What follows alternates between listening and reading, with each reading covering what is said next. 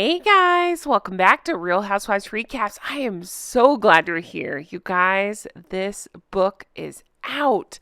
If you're like, Jen, what's going on? Okay, Lady Colin Campbell, you know I love Lady C, put out another version, an updated version, if you will, of this Harry and Meghan book. Now, I have read the original Harry and Meghan book in detail on this channel. You can go find all my recaps on that. This is the updated version. So here's what's exciting. A huge shout out and thank you. First, I want to thank Sheila MS for this. So my American friends, this book isn't actually available to us until around the 16th of April. But if you want a copy, you can find it it's through Barnes & Noble's Nook app. So this was pointed out to me by Recollections May Vary, hashtag we love you, Catherine. Thank you so much for pointing this out. You can now get a hold of this book if you want to. So here's my plan. Let's read it. Let's talk about it. Ooh, I'm excited to dive into it.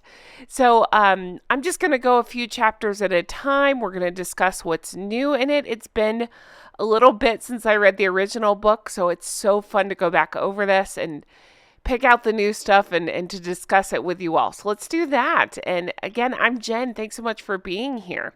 So here's our lovely Lady C. I see she's been making the rounds and talking to people about her book. And it is very high on my list to try to talk to Lady C. I just really enjoy her writing. I enjoy watching her YouTube videos and just really get a kick out of her. She's very, very good at doing the homework and coming with the facts, and I'm really enjoying this very juicy update to this book. So let's jump into it.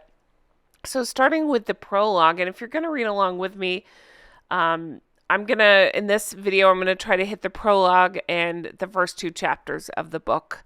And again, I'm just enjoying the reread of this book. It doesn't show you, hey, this is the new stuff. But of course, as you're reading, you gather, oh, this is the new stuff. Because the last version of this book, she wrote it in 2019. So it was around, it was published in 2020.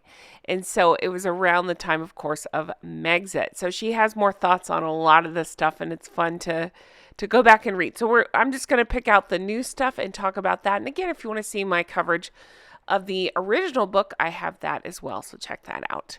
So starting with the prologue, again, she goes into that it was 2019 when she started writing the original version of this book.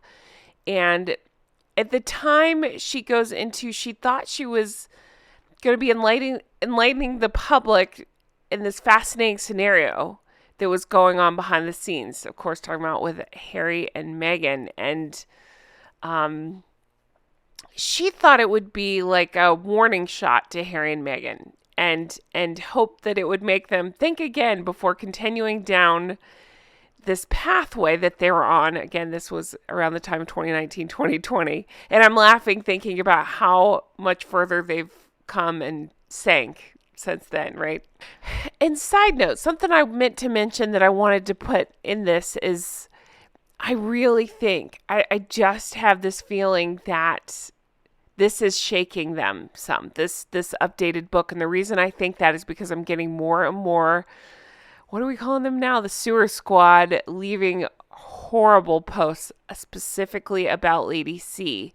And it's not just a disagreement of, oh, I don't really care for her writing. That's fine. You can, have your own opinions. It's vile things specifically aimed at belittling Lady C and discrediting her and stuff. And I'm not here for that. So that tells me that they're scrambling once again.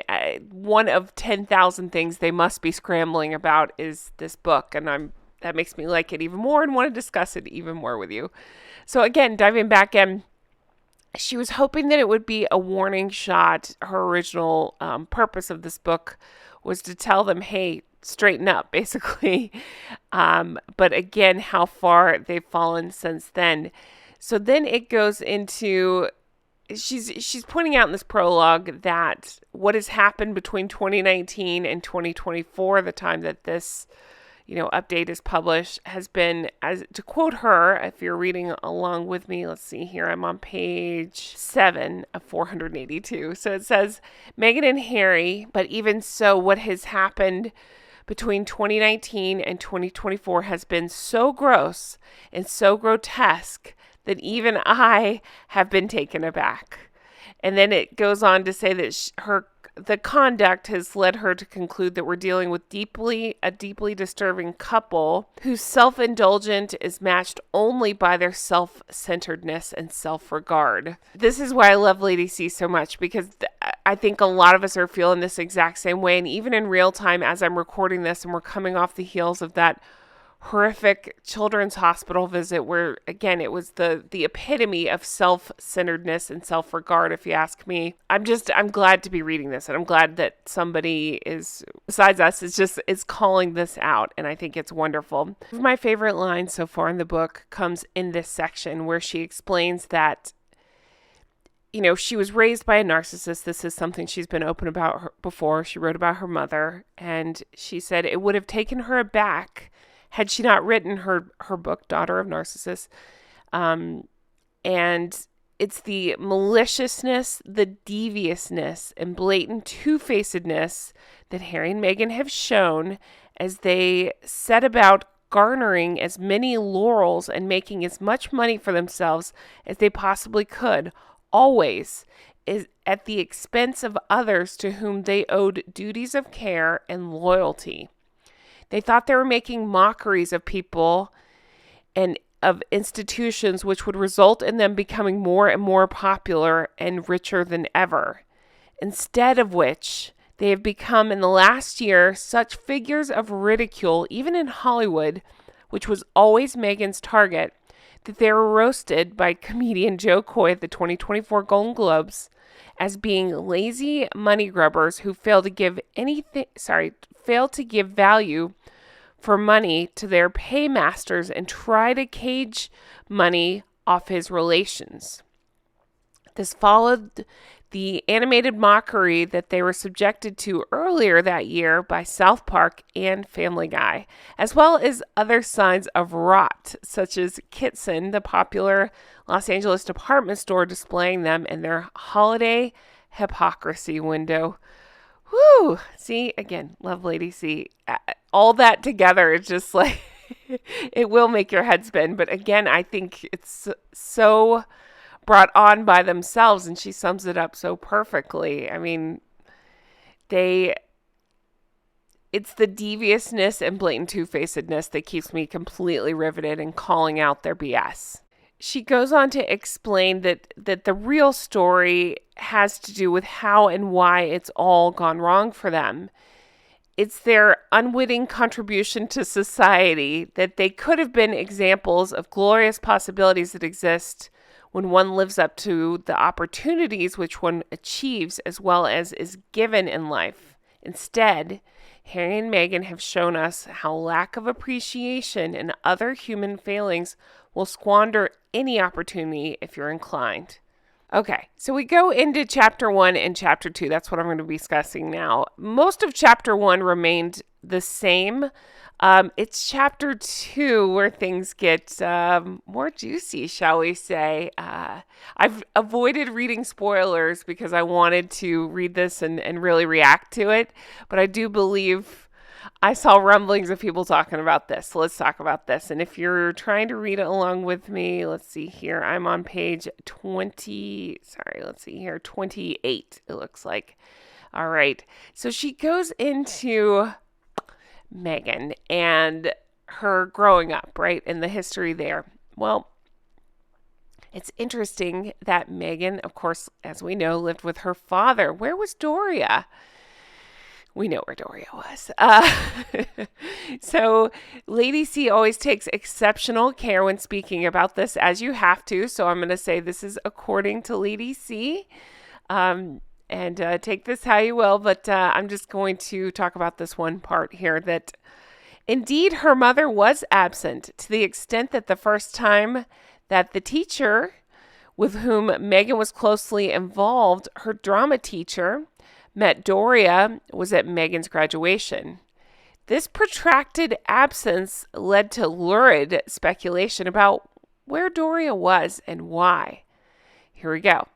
There exists a record of one Doria Ragland who was sentenced for fraud in the Riverside County Court, California, and then she lists the case ID, as well as one Doria Lois Ragland, with which an offender, and then gives the ID there. But this author does not suggest that these individuals are the same Doria Ragland who is Meghan's mother. And Thomas Markle Sr. has refrained over the years from violating his ex-wife's privacy, loyally refusing to discuss Doria's absence even with his other children. Okay, here's my general wonderment to you. Now, this is a hypothetical put by Lady C, right? So this is my hypothetical. Hypothetically, why can't people just straight on address this? What is the big deal? Meaning, why can't people, I know Hank and Skank, Harold Fraud love to sue everybody, but hypothetically, if this is Doria we're talking about here, why can't people say, hey, this is where she was? I mean, I'm trying to think. The only example I could come up with, I used to watch Real Housewives, obviously by the name, and they would talk about, even if it wasn't like Teresa didn't want to say, I'm going to jail, she would say, I'm going to camp.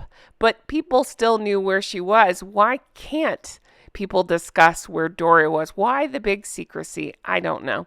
But I find it interesting that in this version of the book, I mean, if you look at it, I wish I could show you here. It is laid out with specific offender ID numbers and things. So again, if the author doesn't suggest that these are the same individuals, it's interesting that she would list these ID numbers. So you can use your own interpretation of that. I just find that very interesting and juicy. So again, through this part, Lady C goes on to explain that Meghan Markle, despite her present protestations to the contrary, she's a very privileged young woman in a very privileged environment, and how her dad, Thomas Markle Sr., made sure that everything was taken care of for her. I believe that, I don't want to speak for them, but Tom Jr. and Samantha have both spoken up to kind of back this up and say that basically, yeah, Dad spoiled her rotten and definitely made sure she never wanted for anything, even if it meant him taking out loans to make sure she was provided for. Right. If you want more juice, I would point you towards page 38 of this one. And again, I know some people are just listening, and that's fine. I don't mean to keep giving page numbers, but some people like to read along. That's the only reason I do that. All right. I'm not going to read this part. I'm just going to generally summarize. Lady C goes into very specific substances that allegedly Samantha basically spilled the beans on what Doria was on.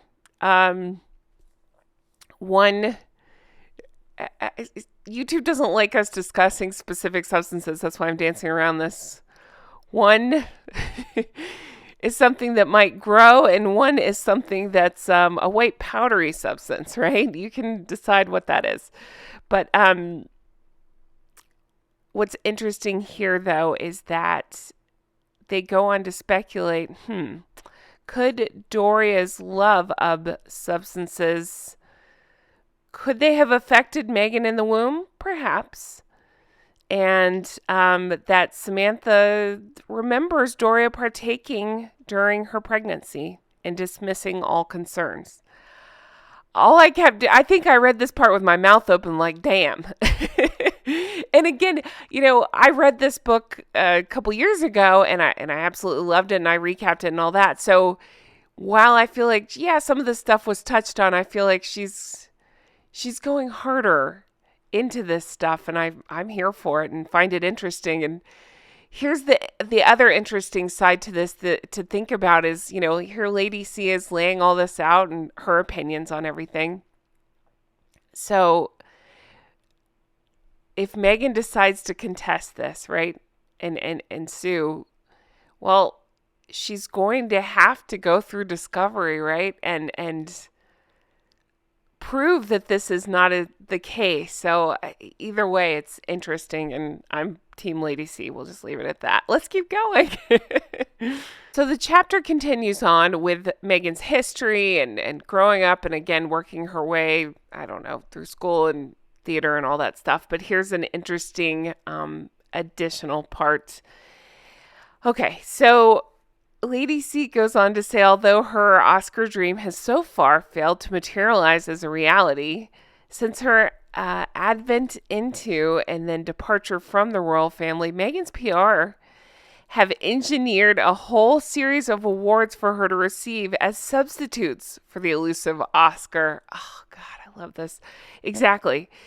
While accepting these awards, she's replicated the acceptance speeches she practiced all those years ago with Nikki. Remember Nikki, her childhood friend, Nikki, I think you pronounce her last name Pretty. And Nikki's one that's publicly spoken out about, Meghan and her ways, and she couldn't deal with it anymore. Okay, so let's see.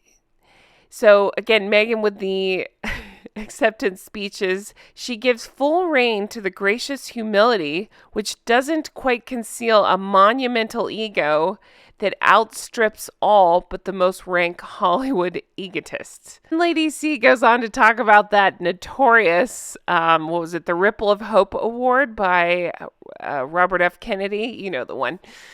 Meghan and Harry received in December of 2022 from Kerry Kennedy for the, quote, heroic fight against structural racism within the royal family. Okay. Then a few days later on Tom Bradby, I always call him Bradbury.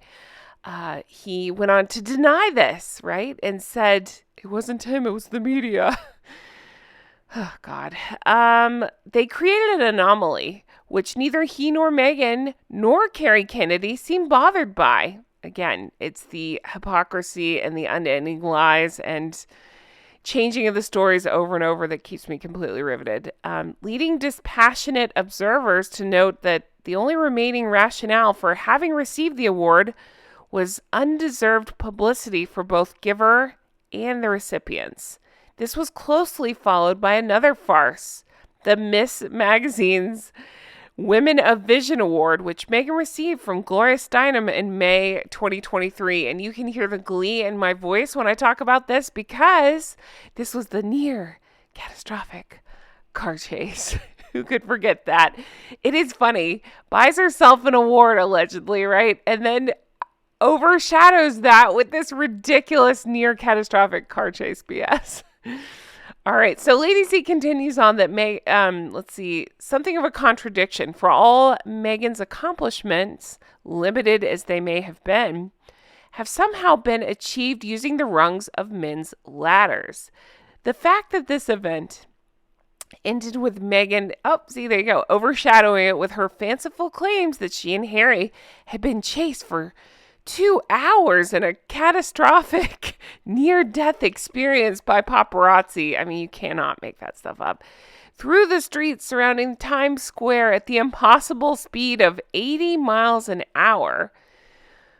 When any fool knows that you're fortunate indeed if traffic in such parts of Manhattan limps along at even 10 miles per hour, did much to damage her credibility and expose the extent to which these award ceremonies are publicity-creating platforms for the rampant egotists to garner attention they would otherwise never receive. Can I say again, I love you, Lady C. This is brilliant and so well said and exactly how I feel about all of it. And again, I have to say, how funny is it that that Meghan, I just will never not find that funny, makes this big deal about this award, comes in through the Hertz counter, right? Dresses like the Hertz counter. That's funny too.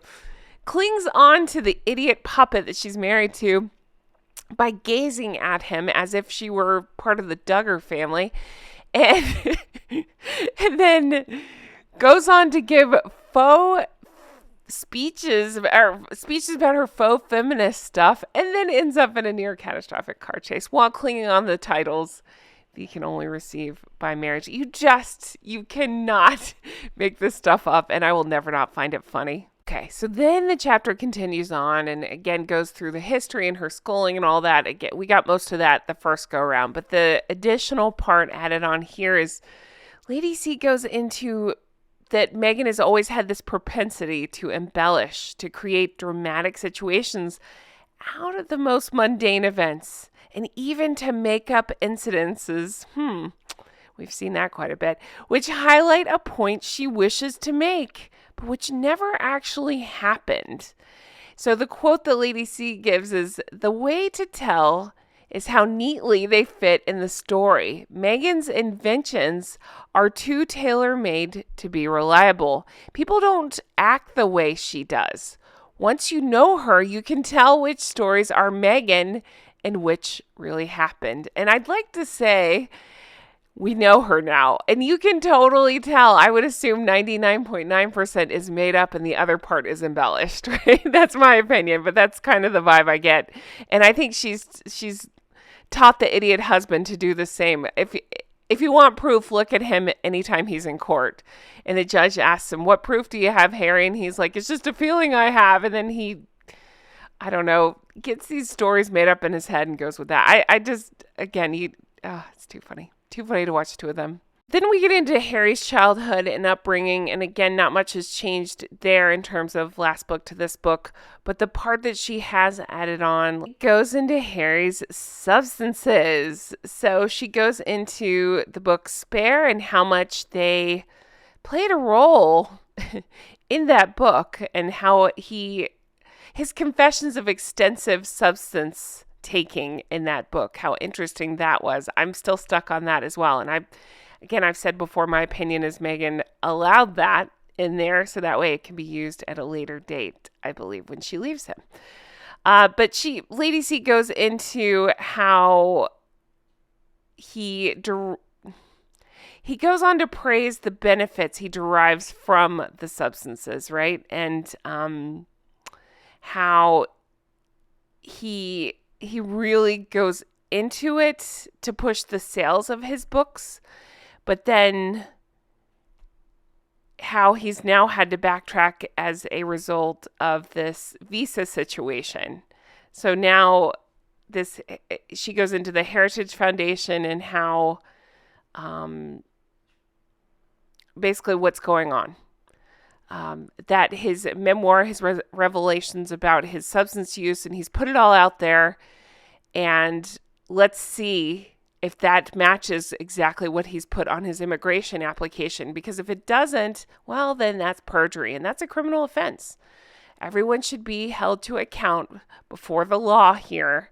No one should be treated differently, to quote Lady C. And there's another interesting part of this book. Again, I'm in chapter 2 that I wanted to talk about, and that goes into basically she goes into Queen Camilla and Harry's relationship with Camilla, and how it wasn't until Meghan came on the scene and, quote, enlightened Harry. It's not until then that he started to adopt the version of that we've seen him where he's trashing his stepmother's character.